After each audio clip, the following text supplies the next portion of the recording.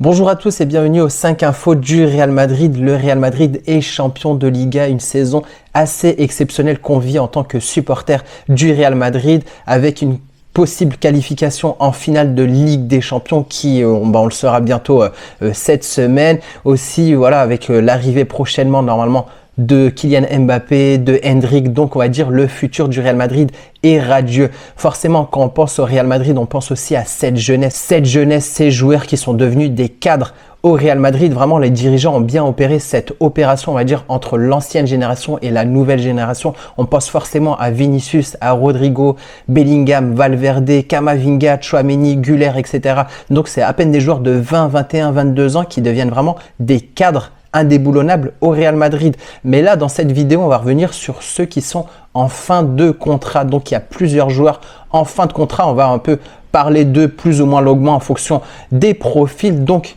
voici la liste des joueurs qui sont en fin de contrat cette année. Il y en a 7. Donc, on a Toni Kroos qui a 34 ans, Luka Modric, 38 ans, c'est le joueur le plus âgé du Real Madrid, Lucas Vazquez, 32 ans, Kepa, Nacho, Lunin, Joselu. Donc, dans cette liste, je vais juste exclure Kepa.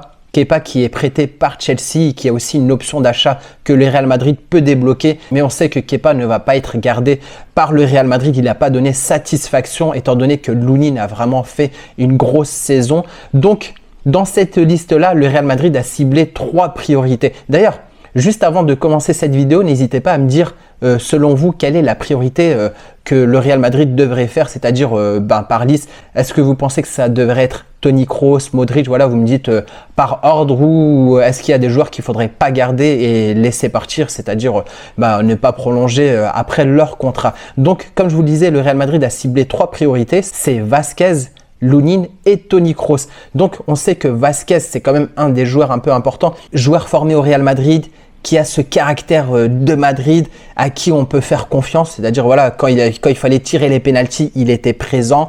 Il a fait quand même une super belle prestation, un super beau match. Pour moi, il devait être élu MVP contre le Classico. Voilà, il était à l'origine des 3 buts du Real Madrid, une passe, un but et je crois qu'il provoque un penalty. Donc, une des priorités du Real Madrid, c'est prolonger Lucas Vazquez. Donc, on devrait forcément avoir bientôt des nouvelles concernant cette prolongation de contrat. Donc, ça devrait arriver sous peu.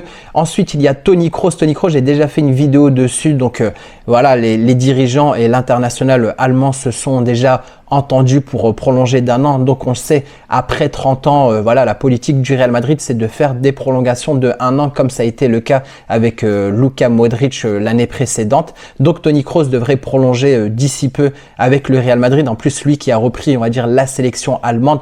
Donc, tous les signes sont au vert pour la prolongation de Toni Kroos. Et ensuite, l'une des priorités, c'est Andrei Lunin. Lunin qui a fait une grande saison, qui est aussi à l'origine de cette belle saison du Real Madrid. Et le Real Madrid est la meilleure défense de Liga. Il a pallié à la blessure de Thibaut Courtois et il a aussi fait oublier un peu le prêt de Kepa qui est resté sur le banc, malheureusement pour lui, qui devrait, comme je vous le disais, retourner à Chelsea. Donc, les négociations devraient aboutir assez rapidement puisque c'est la volonté du club et également celle du joueur. Mais il faudra se mettre d'accord pour trouver un accord ensemble. On sait que les intérêts sont représentés depuis peu par Jorge Mendes, l'un des fameux agents portugais très influents à Madrid. Donc, normalement, ça devrait se faire. Mais on sait que certaines équipes européennes sont aussi intéressées par Andrei Lunin parce que est-ce qu'il sera remplaçant de Thibaut Courtois? Normalement, Thibaut Courtois est le numéro 1, mais Andrei Lunin devrait avoir ce poste de numéro 2. Est-ce qu'on va donner des garanties à Andrei Lunin? Ça devrait être plutôt le cas, puisqu'on a pu voir que Lunin avait quand même les épaules solides pour pouvoir pallier à l'absence de Thibaut Courtois. Et pourquoi pas jouer la Copa, pourquoi pas aussi jouer quelques matchs de Ligue des Champions. En tout cas, n'hésitez pas à me dire si pour vous aussi c'est la même priorité que le Real Madrid devrait avoir. Ensuite, on va passer à Joselu. Joselu qui a aussi été formé au Real Madrid, maintenant qui est âgé de 33 ans. Il appartenait au club de l'Espagnol. On sait que le club de l'Espagnol l'année dernière a été relégué en seconde division. Ils sont toujours en seconde division. De ce que j'avais appris, ils sont classés quatrième et voilà, ils sont peut-être pas prêts encore de revenir en première division. Donc Joselu est un peu bloqué, on va dire, dans cette situation-là. Donc on l'imagine très mal revenir à l'Espagnol de Barcelone en seconde division, étant donné aussi que le prêt est accompagné d'une option d'achat, une option d'achat assez ridicule de 1,5 million d'euros au vu de la belle prestation qu'il a fait dans cette saison. Donc il a été auteur de 11 buts cette saison.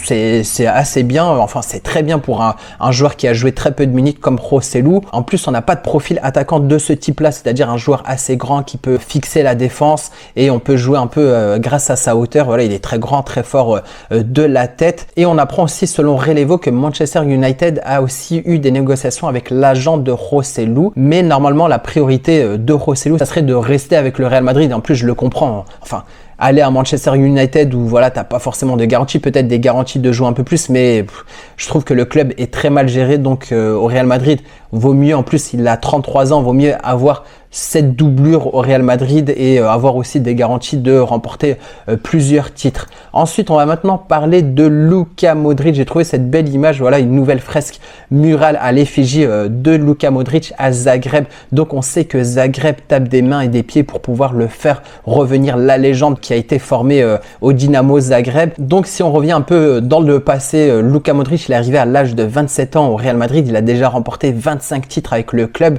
Donc il pourrait peut-être remporter son 26e titre en gagnant la Ligue des Champions. Il a gagné le Ballon d'Or aussi avec le Real Madrid. Il a mené la Croatie en finale de Coupe du Monde. Sur le dernier match, il a été énorme contre Cadiz. Il a joué tout le match. Il a fait une passe D. Il a touché le plus de ballons. Il a délivré beaucoup de passes. Il a eu une note de 8,6 sur 10. C'est énorme. Donc même à l'âge de 38 ans, il aura bientôt 39 en septembre. Il est encore exceptionnel. Là où ça peut bloquer, c'est plutôt au niveau de son salaire, parce que Luka Modric touche le 3e salaire du Real Madrid. Le premier, c'est Toni Kroos. Ensuite, c'est David Alaba. Et Luka Modric touche environ 22 millions d'euros. Donc c'est là où les négociations, on va dire, s'il faut qu'il y ait un accord entre le Real Madrid et l'agent du joueur, ça va jouer aussi au niveau du salaire et aussi au niveau des garanties qu'il aura sur la saison prochaine. Mais je pense que s'il continue la saison prochaine, en tout cas moi c'est ce que je souhaite. J'ai déjà vu Luka Modric jouer à Bernabeu et franchement parmi tous les joueurs que j'ai vus, c'est vraiment le joueur qui m'avait le plus impressionné. Il a vraiment de la magie dans ses pieds et pour moi voilà, c'est là où ça peut bloquer au niveau de son salaire. Et je pense que s'il continue avec le Real Madrid, il aura, on va dire, ce rôle un peu de remplaçant, mais remplaçant vraiment de luxe. Et en tout cas je pense que ça peut lui réussir, parce que on sait que Luka Modric est encore attaché, on va dire, à la Croatie.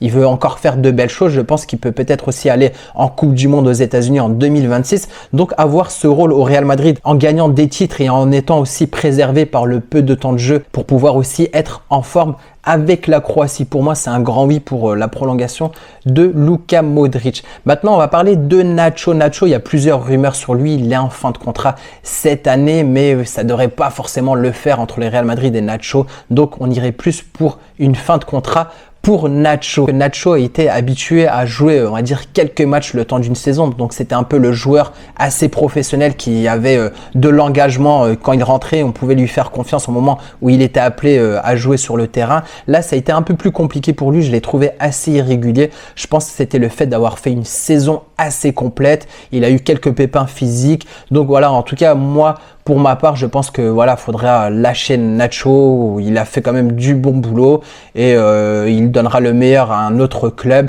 Et apparemment, la piste la plus probable, ça serait un départ pour la MLS. Je ne sais pas quel club, ça n'a pas encore été dit, mais l'agent du joueur essaie de trouver une porte de sortie pour Nacho en MLS. N'hésitez pas à me dire ce que vous pensez du cas de Nacho. Est-ce que vous voulez le garder? Est-ce que vous souhaitez le départ de Nacho? Pour moi, voilà, malheureusement, bon, on sait qu'il a quand même beaucoup apporté au Real Madrid, mais bon, pour moi, il faudrait se séparer de Nacho. Pour finir cette vidéo, je vais vous parler d'un autre cas. Bon, il n'est pas en fin de contrat cette année, mais la saison prochaine, il sera en fin de contrat. C'est Ferland Mendy. D'après les journalistes espagnols, Mendy devrait recevoir une offre de prolongation de contrat. Carlo Ancelotti n'a jamais caché le fait qu'il apprécie beaucoup Ferland Mendy. Il l'a dit dans plusieurs conférences de presse, dans des interviews. Ferland Mendy, pour lui, c'était l'homme, le meilleur arrière-gauche du monde, carrément. C'est ce qu'il disait. C'est pour ça que Fran Garcia est passé un peu au second plan.